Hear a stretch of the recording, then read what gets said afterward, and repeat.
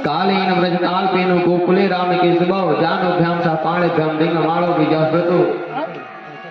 भगवान राम और श्याम दोनों घुटने के बल चलते हैं। जो घुटने के बल चलते हैं तब नंद बाबा यशोदा मैया कभी भगवान के दोनों उंगली पकड़ करके उनको चलना सिखाते हैं। और जब चलते हैं तो पैरों में पायल पहने हुए थे भगवान और कमर में करधनी। तो आज ऊपर से आकाश मार्ग से समस्त देवता दर्शन करते हैं, भगवान को चल रहे हैं। और जो पायल पहने भगवान करधनी है वह बढ़िया छम छम करके बज रही है। इसी में एक संत कहते हैं ठुमक चलत कृष्ण चंद्र बाजत पैदलिया। तो स्वामी तुलसीदास जी कहते हैं कि बालो चरित अति सरल सुहाए, बालो चरित अति सरल सुहाए, नारद शेष शंभु श्रुति गाए। यानी बाल चरित अति सरल है। भगवान की बाल लीला बड़ी सरल है, बड़ी सुभावनी है। विनोद ये बड़े बड़े वेदों ने गाए। इस तरह एक बार भगवान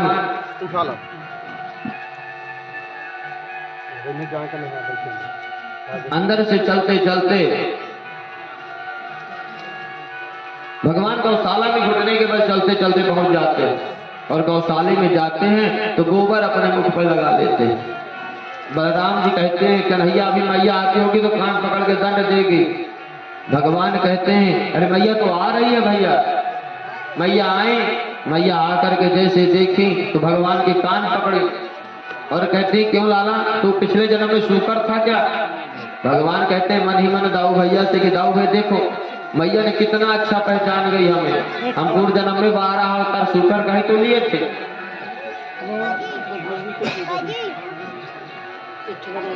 अब भगवान को यशोदा मैया गौशाला से लेकर के आई और यहाँ पर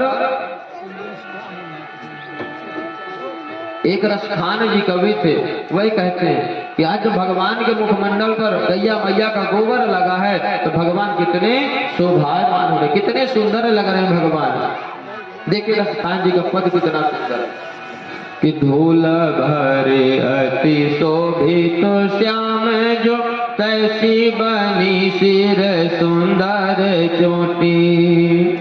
धूल भरे अति शोभित श्याम जो तैसी बनी सिर सुंदर चोटी। खेलत था तो फिर अंगना पग पैजनी बाजत पीर कछोती।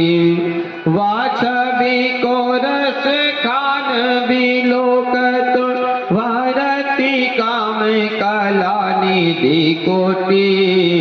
कागे के भाग कहा कहिए हरि हाथ सो लगायो माखन रोटी। हाथ से लगायो माखन रोटी। आज गैया मैया का गोबर लगा हुआ भगवान के मुखमंडल में कितना शोभायमान हो रहा है। यहाँ पर शोभायमान नहीं कह रहे, धूल भरे अति शोभित, अति शोभायमान, अत्यंत सुंदर लग रहे भगवान। और हम लोग इतने सुंदर कब बनते हैं जब ब्यूटी पार्लर में जाते हैं। ना जाने कितने प्रकार की क्रीम लगाते तब भी इतने सुंदर नहीं बनते जितना भगवान गोबर लगा करके लग रहे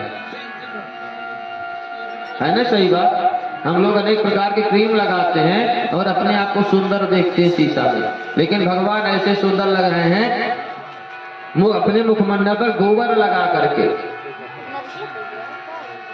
कहते हैं कि काग के भाग कहा कहिए। अरे परम पिता परमात्मा का जो जन प्रसाद भगवान श्री रामचंद्र जी त्रेतावतार में बाल लीला कर रहे थे अपने आंगन में, एक कौवा आता है भगवान के हाथ से रोटी छीन करके ले जाता है।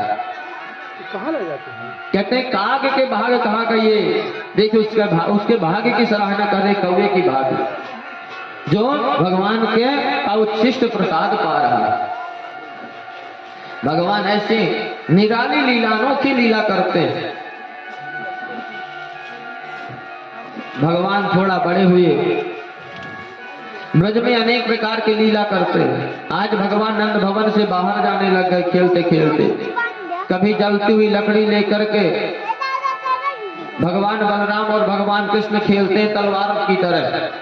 कभी गौशाले में जाकर के बछड़े के दांत गिनने लगते हैं। कभी बछड़ों के सींग से झूल जाते हैं।